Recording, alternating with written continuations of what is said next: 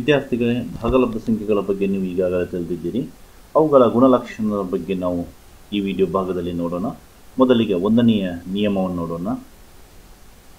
ಪರಿವರ್ತನೀಯ ನಿಯಮ. ನಿಮಗೆಲ್ಲರಿಗೂ ಚಿಕ್ಕ ಕ್ಲಾಸ್ಗಳಿಂದಲೇ ಪರಿವರ್ತನೀಯ ನಿಯಮದ ಬಗ್ಗೆ ನೀವು ತಿಳ್ಕೊಂಡಿದ್ದೀರಿ. ಇಲ್ಲಿ ಮತ್ತೊಮ್ಮೆ ಅದನ್ನು ಪುನರಾವರ್ತಿಸೋಣ. 3 ಮತ್ತು 6 ಇವು ಎರಡು ಭಾಗಲಬ್ಧ ಸಂಖ್ಯೆಗಳು. ಈ ಎರಡು ಭಾಗಲಬ್ಧ ಸಂಖ್ಯೆಗಳನ್ನು ನಾವು ಕೂಡಿಸಿದಾಗ 3 × 6 = 6 × 3. ಇಲ್ಲಿ ಏನು ಗಮನಿಸ್ತೀರಿ ಅಂದರೆ ಅಂಕಿಗಳ ಅಥವಾ ಸಂಖ್ಯೆಗಳ ಸ್ಥಾನವನ್ನು ಅದಲು ಬದಲು ಮಾಡಿ ಬರೆದು ಕೂಡಿಸಿದ್ದೇವೆ. ಉತ್ತರ 9 ಬಂದಿದೆ.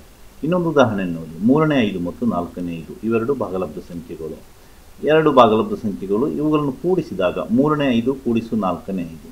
ಈಗ ಸ್ಥಾನವನ್ನು ಅದಲು ಬದಲು ಮಾಡೋಣ. 4ನೇ 5 × 3ನೇ 5 ಸಮ, ಇಲ್ಲಿ ಕೂಡಿಸಿ ನೋಡಿ, 3ನೇ 5 × 4ನೇ 5. 3 ಮತ್ತು 4 ನಾವು ಛೇದವನ್ನು ಕೂಡಿಸುವಾಗ ಸಮಾನ ಛೇದ ಮಾಡ್ಕೋಬೇಕು. 12 ಮಾಡಬೇಕಿದ್ರೆ 3ಕ್ಕೆ 4ರಿಂದ ಗುಣಿಸಬೇಕು. ಅದೇ 4ರಿಂದ ಅಂಶಕ್ಕೂ ಗುಣಿಸಬೇಕು. ಕೂಡಿಸು 4ನೇ 5. 4ನ್ನು 12 ಮಾಡಬೇಕಿದ್ರೆ 3ರಿಂದ ಗುಣಿಸಬೇಕು. ಅದೇ 3ರಿಂದ ಅಂಶಕ್ಕೆ ಕೂಡ ಗುಣಿಸಬೇಕು. ಹಾಗಾದರೆ ಮಾತ್ರ ಬೆಲೆಯಲ್ಲಿ ಯಾವುದೇ ವ್ಯತ್ಯಾಸ ಆಗೋದಿಲ್ಲ. ಸಮ 12ನೇ 20 ಆಗುತ್ತೆ. 4 × 12 5 × 20. ಇಲ್ಲಿ 4 × 12 5 × 15. ಈಗ ಛೇದ ಸಮ ಆಯಿತು. ಆದ್ದರಿಂದ ನಮ್ಮ ಉತ್ತರ 12ನೇ 35 ಸಮ 12ನೇ 35 ಆಗ್ತದೆ. ಅಂದರೆ ಇಲ್ಲಿ ಸ್ಥಾನವನ್ನು ಅದಲು ಬದಲು ಮಾಡಿ ಬರೆಯುವುದರಿಂದ ಮೊತ್ತದ ಮೇಲೆ ಯಾವುದೇ ಪರಿಣಾಮ ಉಂಟಾಗೋದಿಲ್ಲ. ಇಂತಹ ನಿಯಮವನ್ನು ಇದು ಸಂಕಲನದ ಪರಿವರ್ತನೀಯ ನಿಯಮ ಎನ್ನುವುದು. ಇದು ಸಂಕಲನದ ಪರಿವರ್ತನೆ ನಿಯಮ ಅಂದರೆ ಏನು ಅಂದರೆ, ಯಾವುದೇ ಎರಡು ಭಾಗಲಬ್ಧ ಸಂಖ್ಯೆಗಳ ಸ್ಥಾನವನ್ನು ಅದಲು ಬದಲು ಮಾಡಿದರೂ ಮೊತ್ತ ಒಂದೇ ಆಗಿರುತ್ತದೆ. ಅಂದರೆ ಇದನ್ನು ನಾವು ಒಂದು ಸಂಕೇತದಲ್ಲಿ ಸೂಚಿಸುವುದಿದ್ದರೆ ಎಲ್ಲ ಎ ಅಂದರೆ ಈ ಚಿಹ್ನೆಯನ್ನು ಹಾಕಿದರೆ ಇದು ಎಲ್ಲ ಅಂತ ಹೇಳ್ತಾರೆ. ಎಲ್ಲ ಎಗಳು, ಎ ಮತ್ತು ಬಿಗಳು, ಐ ಅಂದರೆ ಭಾಗಲಬ್ಧ ಸಂಖ್ಯೆಗಳ ಗಣದಲ್ಲಿ ಸೇರಿದ್ದರೆ ಎ × ಬಿ = ಬಿ × ಎ ಆಗಿರುತ್ತದೆ.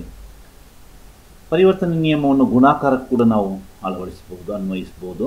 3 ಮತ್ತು 6 ಮತ್ತೊಮ್ಮೆ ನಾವು ಅದೇ ಭಾಗಲಬ್ಧ ಸಂಖ್ಯೆ ತೆಗೆದುಕೊಳ್ಳೋಣ. 3 × 6 = 6 × 3 = 18. ಅಂದರೆ ಇಲ್ಲಿ ಸ್ಥಾನವನ್ನು ಅದಲು ಬದಲು ಮಾಡಿ ಬರೆದಾಗ ಉತ್ತರ ಒಂದೇ ಬಂದಿರೋದು 18 ಆಗಿದೆ. ಇನ್ನೊಂದು ಉದಾಹರಣೆ 4ನೇ 5 ಮತ್ತು 3ನೇ 5. ಇವುಗಳನ್ನು ಗುಣಿಸಿದಾಗಲೂ ಕೂಡ 4ನೇ 5 × 3ನೇ 5 = 3ನೇ 5 × 4ನೇ 5 ಬರುತ್ತೆ. ಏಕೆಂದರೆ 4ನೇ 5 × 3ನೇ 5 ಅಂದರೆ 12ನೇ 25. ಉತ್ತರ 12ನೇ 25 ಆಗಿದೆ. ಇದನ್ನು ಗುಣಾಕಾರದ ಪರಿವರ್ತನೆಯ ನಿಯಮ ಎನ್ನುವುದು. ಅಂದರೆ ಯಾವುದೇ ಎರಡು ಭಾಗಲಬ್ಧ ಸಂಖ್ಯೆಗಳ ಸ್ಥಾನವನ್ನು ಅದಲು ಬದಲು ಮಾಡಿ ಗುಣಿಸಿದಾಗ ಗುಣಲಬ್ಧವು ಒಂದೇ ಆಗಿರುತ್ತದೆ. ಮೊತ್ತವು ಒಂದೇ ಆಗಿರುತ್ತೆ, ಗುಣಲಬ್ಧವು ಒಂದೇ ಆಗಿರುತ್ತೆ.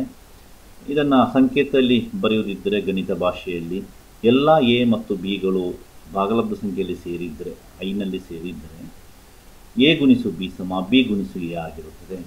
ಈ ಎರಡು ನಿಯಮಗಳು ಬಹಳ ಸರಳ ನಿಯಮಗಳು. ಇವು ನಿಮಗೆ ಚೆನ್ನಾಗಿ ಅರ್ಥ ಆಗಿದೆ ಮತ್ತು ಗೊತ್ತಿದೆ ಎಂದು ಭಾವಿಸ್ತೇನೆ. ಮುಂದಿನ ವಿಡಿಯೋ ಭಾಗದಲ್ಲಿ ಭೇಟಿಯಾಗೋಣ. ಧನ್ಯವಾದಗಳು.